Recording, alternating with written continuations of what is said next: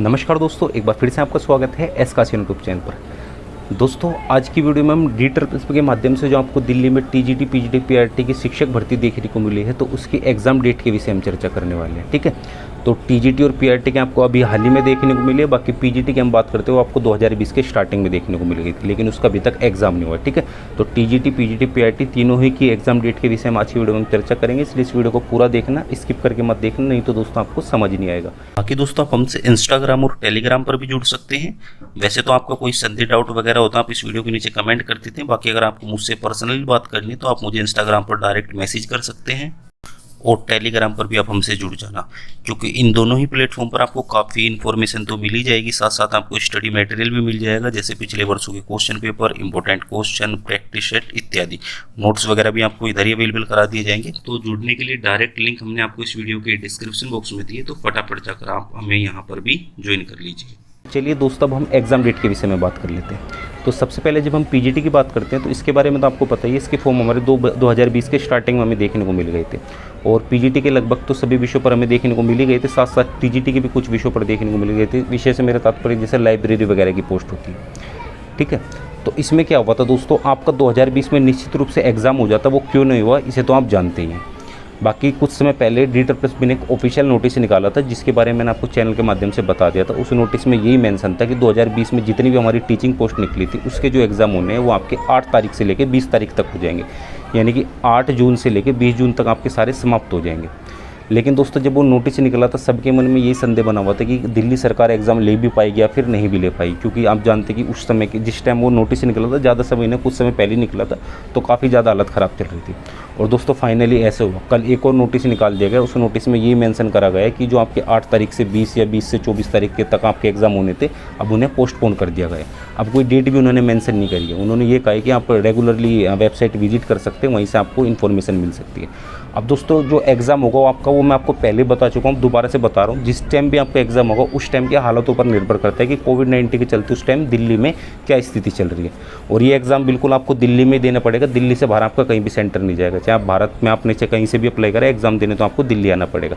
और एग्ज़ाम लेने से पहले दोस्तों उन हालातों पर निर्भर करेगा कि कोविड जैसी जो महामारी हमारे पूरी दुनिया में फैली हुई है, तो उसके क्या हालात हैं। अब दोस्तों, जब हम डी-ट्रिपल की बात करते हैं, यानी कि जो ये आयोग है या फिर जो ये डिपार्टमेंट है, इसकी बात करते हैं, तो ये क्या करता है, दिल्ली सरकार के जितने भी डिपार्टमेंट है उसमें मैक्सिमम डिपार्टमेंट की रिक्रूटमेंट हमें डी-ट्रिपल के माध्यम से देखने को मिलती है। अगर आप टीजीटी, पीजीटी, पीआरटी का एग्जाम क्रैक करते हैं तो डी-ट्रिपल में तो आप टीचर बनोगे नहीं, टीचर तो आप डायरेक्टरेट ऑफ एजुकेशन या फिर एमसीडी बनोगे।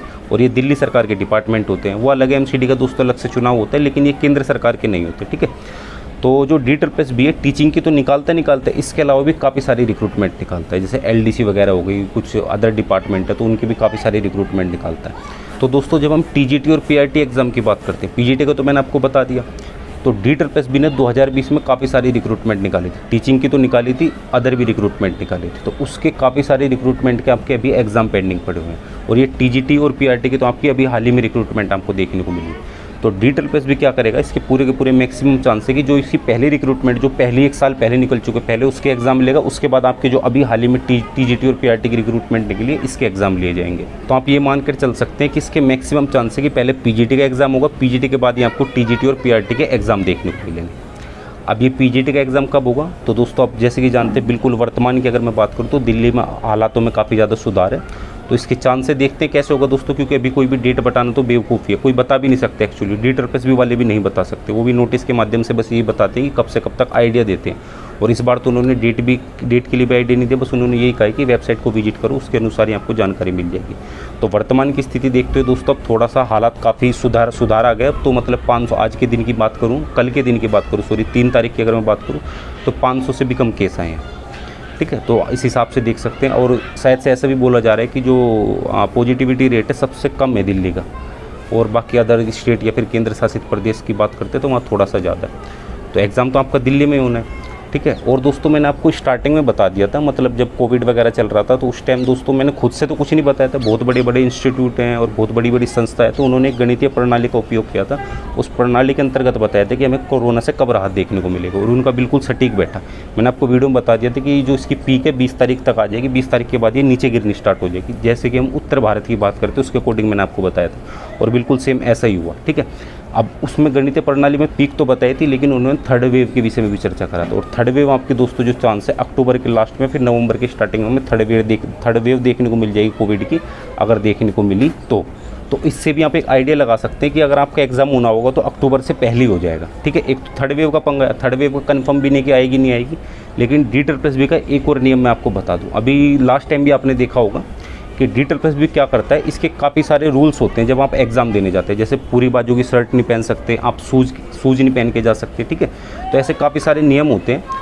तो ये नियम दोस्तों कब फॉलो कर सकता है कोई भी कैंडिडेट, जब गर्मियों का मौसम है। ठीक है, सर्दियों में नहीं होंगे। आपने पिछली बार भी देखा होगा जब गर्मियों का मौसम था तो दोस्तों काफ़ी सारे अभ्यर्थी ऐसे बैठे थे, पता नहीं मतलब स्टैंडो वगैरह होती है ना जो अंदर बनियान पहनते हैं, उसमें लड़के वगैरह सब शर्ट तो पूरी बाजू की पहन कर नहीं देने जा रहे थे। ठीक है, प्लस अगर किसी ने पहन रखी थी तो उसकी कटवा रहे थे। तो या तो शर्ट अगर आपकी महंगे तो तार के रखो, तो केवल जो सैंडो उसमें तो बहुत वैसा था। लेकिन चलो कोई नहीं, उन अभ्यर्थियों को रूल्स का नहीं पता था, लेकिन मैं आपको बता दूं कि जो इसके रूल्स वगैरह होते हैं एक बार आप पढ़ लेना। तो दोस्तों शायद से ऐसा तो हो सकता है कि अक्टूबर से पहले आपको PGT का एग्ज़ाम देखने को मिल जाए, फिर 2020 में जो अदर रिक्रूटमेंट निकली थी उनके एग्ज़ाम देखने को मिल जाए, क्योंकि जब तक वो 2020 वाले एग्ज़ाम लेंगे तो आपका अक्टूबर तो आ ही जाना है। ठीक है, तो TGT और PRT की बात करते हैं तो दोस्तों आपका वो अगली गर्मियों में ही होगा एग्ज़ाम। अब गर्मी मार्च से स्टार्ट होती है अगले साल, या जब भी होती है तो उस हिसाब से आप देख सकते हैं। मैं बिल्कुल कंफर्म नहीं बता रहा हूँ, लेकिन जब से भी आंकड़े जो भी मैंने आपसे भी चर्चा करी है उसके अकॉर्डिंग मैं आपको बता रहा हूँ। ठीक है, तो इतने सारे एग्जाम पेंडिंग पड़े हैं, शायद से वो करवा लें। अगर ऐसा कर दें कि TGT और PRT का भी इसी दौरान अक्टूबर से पहले करा लें तो काफ़ी अच्छी बात है, लेकिन इसके काफ़ी कम चांस दोस्तों हैं कि PGT का एग्ज़ाम हो जाएगा आपका अक्टूबर से पहले, अगर होना होगा तो। अदरवाइज़ दोस्तों जो TGT और PRT के एग्ज़ाम में शायद से आपको अगली गर्मियों में आपको देखने को मिलेगा।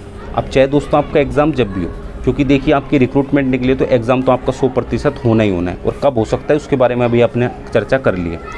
तो आपको इन 3 बातों का ज़रूर से ज़रूर ध्यान रखना है। आपने चाहे TGT, PGT, PRT किसी भी पोस्ट के लिए अप्लाई करा है, सबसे पहले उस पोस्ट के लिए जो भी पाठ्यक्रम निर्धारित किया गया है, जो भी आपका सिलेबस निर्धारित किया गया है, उसे कंप्लीट करना है पूरा का पूरा। ठीक है, अब वैसे जो 100 नंबर का कॉमन होता है उसका तो सिलेबस बता देते हैं, बाकी जो विषय संबंधित हो तो उसका सिलेबस नहीं बताते। बाकी TGT, PGT की बात करते हैं तो जिस भी विषय के आप शिक्षक बनने वाले उसमें से 80% पूछा जाता है, 20% आपने जो BEd वगैरह में पढ़ा होता है उससे पूछ लेते हैं, मतलब उस विषय को पढ़ाना कैसे। ठीक है, अब PRT की बात करते हैं, वही दोस्तों आपने शिक्षा के क्षेत्र में जो डिप्लोमा प्राप्त करा है, डाइट, JBT, BTC इत्यादि, तो उसके अंतर्गत जो भी आपने पढ़ा तो उससे क्वेश्चन आपसे पूछ लिए जाते हैं। ठीक है, तो जो भी आपके लिए पाठ्यक्रम निर्धारित किया है, जो भी सिलेबस है, सबसे पहले आपको कंप्लीट करना है। ये नंबर 1 बात हो गई। अगर आपने सिलेबस कंप्लीट कर लिया तो दूसरा है दोस्तों आपको उसे रिवीजन करना है। ठीक है, अब रिवीजन दोस्तों, रिवीजन के कोई सीमा नहीं होती। सिलेबस तो चलो एक बार के लिए बोलते कि केवल आपको इतना ही पढ़ना है। जैसे रीजनिंग का बोले तो रीजनिंग के उन्होंने चैप्टर निर्धारित कर रखे कि इतना ही पढ़ना, उससे आगे नहीं पढ़ना। लेकिन जब हम प्रैक्टिस की बात करते हैं दोस्तों, प्रैक्टिस आप जितनी ज़्यादा करोगे उतना ज़्यादा आपके लिए अच्छा होगा। ठीक है, और तीसरी बात है आपको बिल्कुल भी फ्लो नहीं तोड़ना है। आपके माइंड में ये चलता रहे कि पता नहीं एग्जाम होगा नहीं होगा, आज पढ़ते हैं, कल नहीं पढ़ रहे, परसों पढ़ते हैं, 3 दिन फिर पढ़ाई छोड़ दी, ऐसा नहीं करना। जो आपने फ्लो बना रखा है ना, जो आप रेगुलर पढ़ते आ रहे हैं, वो आपको फ्लो बिल्कुल नहीं तोड़ना। नहीं तो दोस्तों मैं इस चीज़ की गारंटी दे रहा हूँ, निश्चित रूप से आपको समस्या देखने को मिल जाएगी। ठीक है, आपने काफ़ी मेहनत करी है, सिलेबस कंप्लीट करा, उसके बाद रिवीजन करा, तो आप फ्लो तोड़ने की क्या ज़रूरत है। आप जितना फ्लो तोड़ते रहेंगे उतना आप पीछे चले जाते रहेंगे। मैं ये नहीं कह रहा कि 4-5 घंटे पढ़ो, आपने रिवीजन भी कर लिया, सिलेबस भी कर लिया, अब भी आप 4-5 घंटे पढ़ो। दिन में 1 घंटा निकाल लो, 1.5 घंटा, 2 घंटा, जितनी आपकी कैपेसिटी है, लेकिन आपको एक दिन में पढ़ना जरूर है। ठीक है, तो आपको अगर फ्लो बना रहा ना तो आपको काफ़ी ज़्यादा हेल्प मिलेगी। अगर आपका फ्लो टूट गया तो दोस्तों काफ़ी कुछ गलत हो जाएगी, क्योंकि आप जानते हैं भी वैसी सबकी मानसिक स्थिति बिगड़ी हुई है, और वैसे में अगर फ्लो वगैरह टूटता है तो और दिक्कत। ठीक है, तो 3 चीज़ें रखना, सिलेबस कंप्लीट करना, उसके बाद रिवीजन करना है, और ये चीज़ें करती रहनी है आपको। ठीक है, जब तक आपका एग्जाम नहीं हो रहा। अब आप कितना समय दे रहे हो वो आपके ऊपर डिपेंड करता है। अगर आपने अभी तक सिलेबस ही कंप्लीट नहीं करा तो दोस्तों आप देख सकते हैं आपकी कितना पीछे है। तो बस दोस्तों फिलहाल की वीडियो में इतना ही। अगर आपको वीडियो पसंद आए, वीडियो को फटाफट से लाइक करें, और जो भी अभ्यर्थी TGT, PGT, PRT के लिए जिन्होंने अप्लाई करा और एग्जाम डेट के विषय में जानना चाहते हैं, फिर एग्जाम के विषय में, तो उन अभ्यर्थी को चाहे तो इस वीडियो को शेयर भी कर सकते हो।